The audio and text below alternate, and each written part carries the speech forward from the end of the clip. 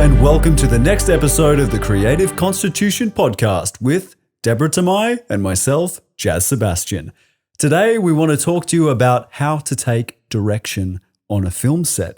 Maybe you're just getting into the acting stuff. Maybe you've been in a few things now and you're sort of starting to get more and more serious about it. What we want to cover here today is how to best take direction from your director so that you can impress everyone, blow them away with your performance, level up your acting skills really quickly, and get comfortable on set.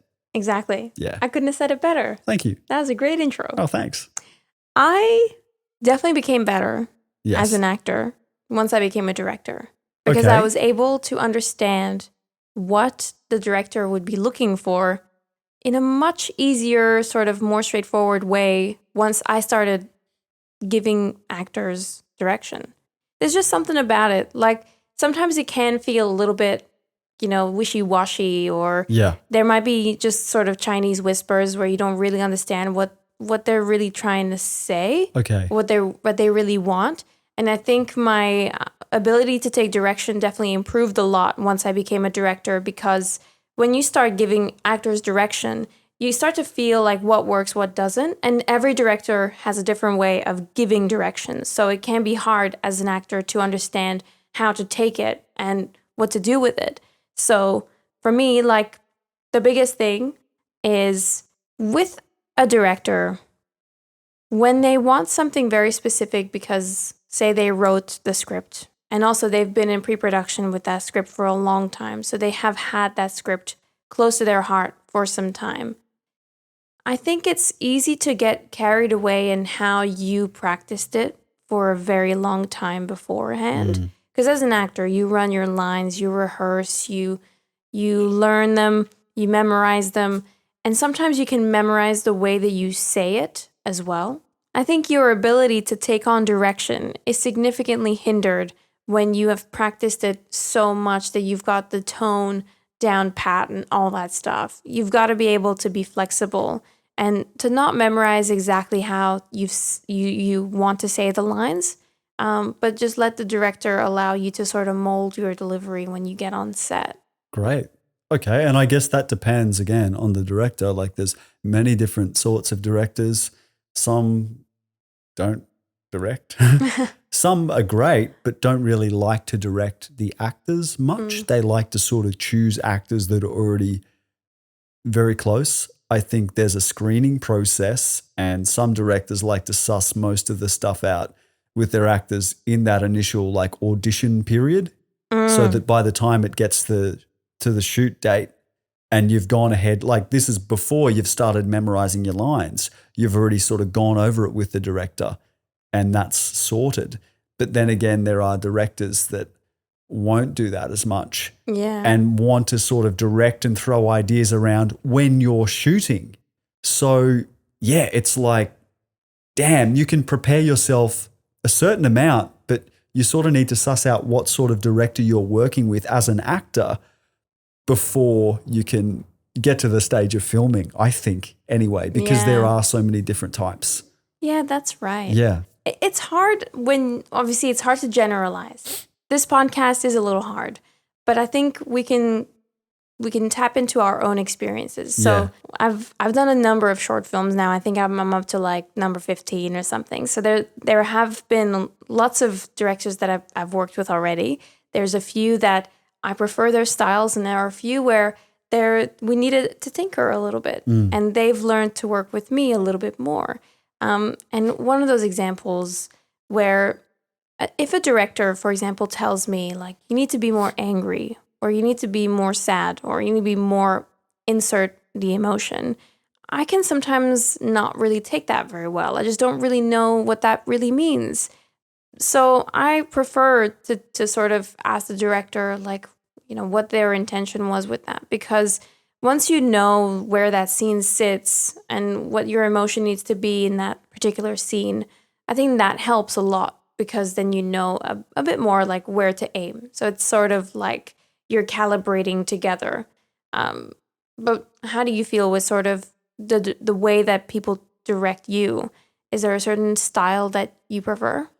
I've had a few different styles, and that's why I said what I did just before, because that's been the case for me with almost every production is slightly different.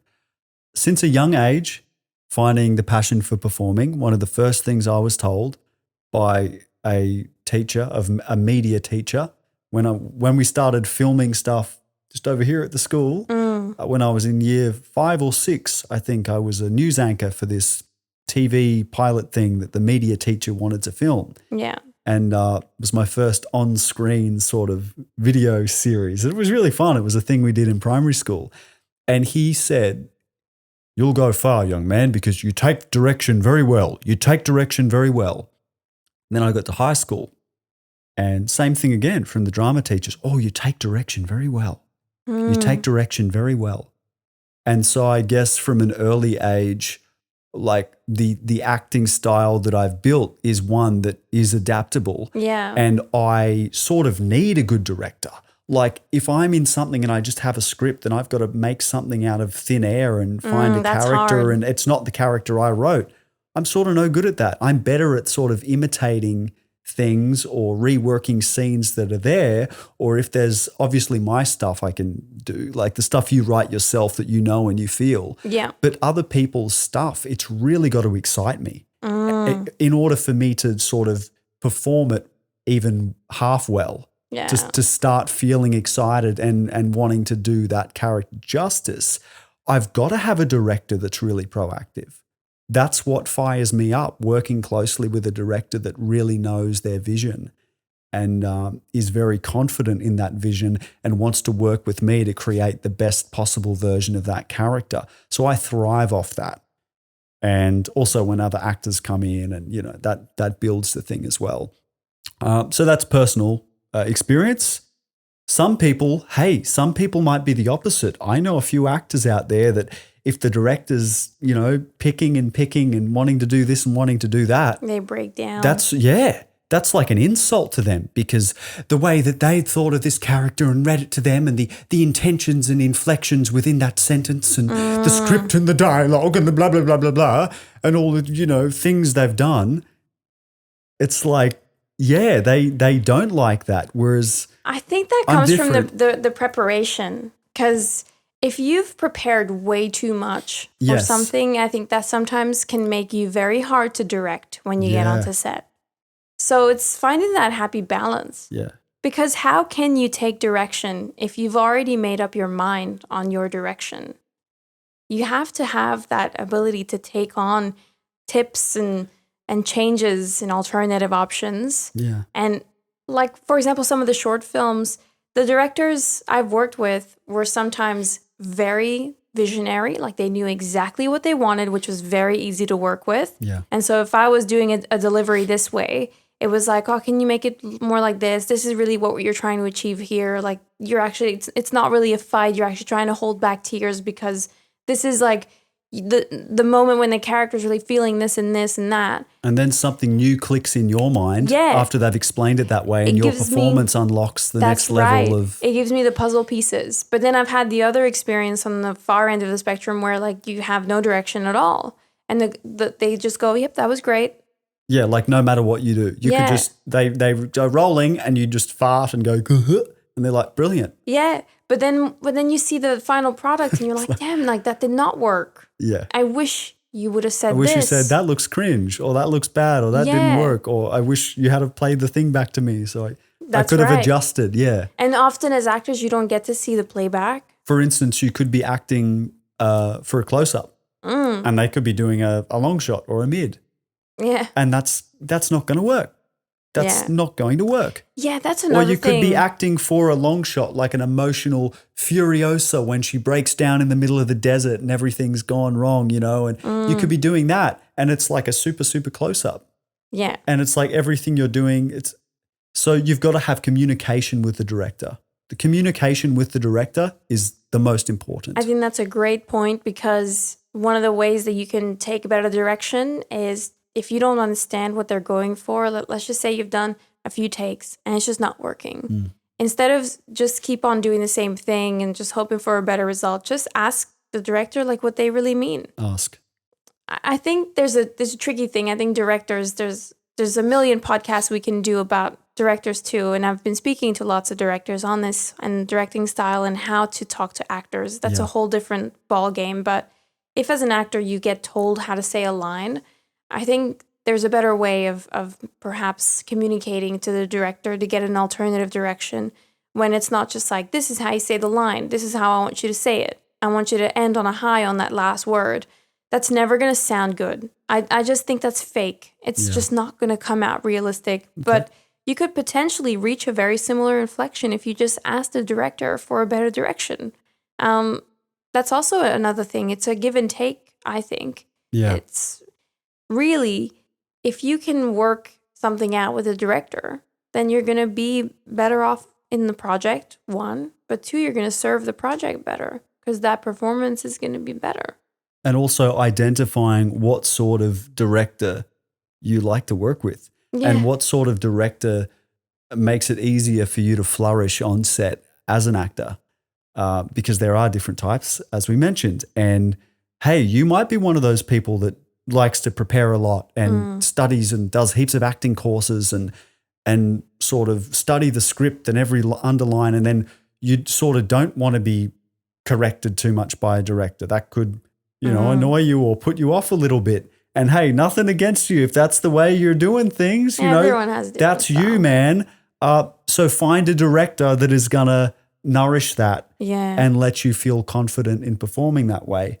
And if you're if you're an actor that needs a director that's you really want to cooperate with and build something, then you need to find a director that's really smart and proactive and knows what they're doing. And you need to build that together. For instance, let's give a personal example. Yeah. My man, Jack, from the Halo fan film. Yeah, Jack Harvey. Great episode we had on recently. Yeah. And working with him for me was great because he sort of nurtured me in a way. He let me free in certain parts to do certain things, but he was also like, if there was a problem or something, because at one stage I was getting overheated and crammed down, I was like freaking out and the lights were too bright, and we fixed all that.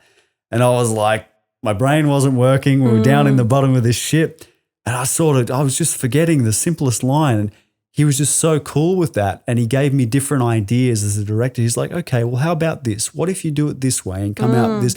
And it was just like fixes, and great cues. So that's a director that knows how to work with actors in all sorts of different situations and as a problem solver. And I think that's excellent. You want a director that really cares and a director that's going to be like, okay, I get what's going on here. Whether it's a camera problem or an actor issue or a prop issue. Yeah. Let's not like freak out and go weird, but also let's not just ignore that there's a problem and say, oh, whatever, we'll use that take and fixes the problem. And that's the sort of director I like to work with. Totally. And if you had an experience where, let's just say Jack wasn't like that and he was just getting frustrated with you too because you weren't able to meet eye to eye and have a conversation about what you were doing and what needed to be fixed, he could have potentially moved on and used a take that you weren't happy with either and that maybe he wasn't happy with either. So there's again that balance. And I think as an actor, this is what I do anyway. I really like being a chameleon, like being able to talk to different people. I think it's also a personality trait of mine to be able to be charismatic and to understand people and sort of to get them to like switch the way that they talk to me if that's necessary. Yeah. And if you as an actor can sort of read between the lines and you're able to understand different people will have completely different ways of going about the same thing, that will make you a much better person in general to work with too, because I can be on a set with 𝐇𝐎𝐿 and know what Jack, to expect. And then Michael, and then all these other different types of directors and know exactly what to expect. Yeah. And you can tinker the way that you take on direction too. Yeah, and as an actor as well, don't be shy to acknowledge the fact that the directors are so different. And if you do a production that director is not getting the best out of you and, then don't feel guilty for not doing the thing. If you've had an amazing experience with the director because you love that style, do more projects with them because they're going to get the best performance out of you and they're going to show the best performance. You might have done 20 takes and 2 were amazing. and the other 18 there was a problem in for some reason, and a bad director will just use any take, Yeah. So look at people like Tim Burton, Johnny Depp, Helena Bonham Carter. That's a mouthful, blah, blah, blah. But those guys, obviously, they're besties. Yeah. They love Tim Burton's directing style. He brings out the best in their performances. So it's like you find your director's style or type that you like to work with, and you milk it, and you go and you work with people that bring out the best in you. Totally. And we've spoken about sort of the more indie side where, we both have worked with short film directors, and that can be very different to the higher echelons. But for example, when I was on Black Site with Sophia Banks and she was directing, and before I did the scene, she came up to me and she was like, okay, so you have to be like really stressed, and obviously that there's like a gunman like in the building, and and then that was sort of it. Like, she didn't really say that much more. And then I did my first take to set up the cameras. I did my whole shebang, like, hey, don't kill me, please. I know where the bad guy is. He's over there. And then she called cut, came up to me, and her change of direction was very to the point. It was just like, oh, I really liked how you did this. Can you just change it a little bit here? And I was like, no problem. It was like, I love the bluntness of it, because sometimes directors can come up to you and they just waffle on. And it's just like 6 paragraphs later and you're like, okay, I'll try my best. Sometimes the short and sweet is just all you need. Yeah. And then I did my second take and she was happy with that. And then I did that 6 more times because of the different angles. And then we're done. It's as simple as that. Yeah. And if your director is maybe a blunt director or a very energetic director, and maybe that's not your style, then maybe that's not your style. Maybe you need to find another type of director. Personally, I love it. Like, for me, Baz as a director, Baz Luhrmann was so cool on Elvis because he was like aggressive and he came with all this energy, like positive aggressive. Yeah. But he came in, and because he performs in his own movies as well, he always does cameo roles in his own films. He's sort of into it as much as we are. Like, he's an actor as well, right? So he's showing us how to do it. He's in with us, like saying, yeah, I want this and I want that and I want this in this scene. You're cheering like this, and we're all like, yeah. And it was just so cool. And I know you did that on Devoured with the eating scene. You were there like, come on, you were like a cheerleader, like egging the people. I want more. Now you're doing this, now eat it. Yeah, loving it. You're like in there with them. I think that's an awesome type of director to take direction from. Well, I'm very passionate when I'm on set. Yeah. I think personally I like the blunt approach, but also I hate the idea of hurting someone's feelings. So if someone does give me something that's not that good and that's I don't think will work in the film, I do like to give shit sandwiches. Yes. And hopefully most directors do that too, where you essentially package bad feedback in between 2 good pieces of feedback. Yeah. It's always the best way to go about it, because then you go, well, I really like this. I didn't really like this so much, but I really liked how you did this. And then they leave with a positive attitude. Yeah. And I think as an actor, if you are unfortunate where you don't get a shit sandwich, I just don't think you should take it personally ever. Because first of all, you've been selected for that role. So either way, you're talented, and the director knows that. They've selected you for that role. And now if you're not nailing it, maybe just ask for a minute. Like, for example, you took a little break. Yeah. And then you came back. Even on Devoured, we were running the scene, I remember, a lot of times, and the kitchen got really overheated, and there were a bunch of people and trying to perform, look around, and I literally can't look at anything because there's a person staring at me everywhere, and there's a camera there, and there's a thing there, and and so I'm trying to act this scene and look, and I freaking messed up the lines because it was just annoying.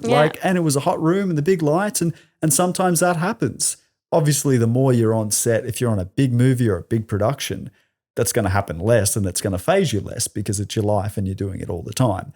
But for actors that are just maybe doing a short film and then something again 2 to 3 months later, and that happens, it even in that scenario, you have to be able to roll with a director that may be blunt in that scenario and try not to take it personally. Try to just go, okay, this is like a sport, or we're at the gym working out. We got to finish these reps, finish that set, baby. Bang, bang, get back into it. I love that. What would be your number one tip for how to take better direction as an actor? I think just don't be offended. Don't be too much in your own head, and try and look at what the director wants. Put yourself in their shoes.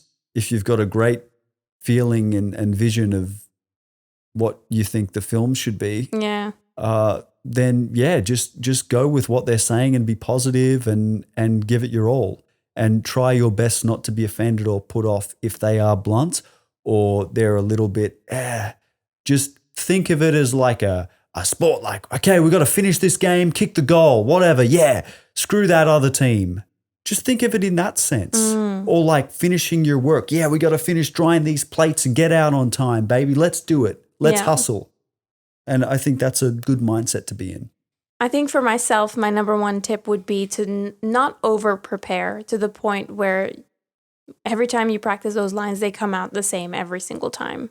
I think that's just the straight highway to being too rigid and not being flexible enough. Because when you're on set, you're there to like have fun with it and to throw it all away. You know, you've memorized the lines, you've got them, they're in there, but take on direction by actually not feeling offended if they want something to be changed. Yeah. Be adaptable. Be adaptable. Yeah. I love that. Awesome. Thank you so much for listening to the podcast. Best of luck with your next project. Yeah, we hope this has helped in some way, or at least got you into a good mindset when you're going onto set, and sort of some things to think over and consider anyhow. That's right. Have a great day, night, wherever you are. And we'll see you in the next one.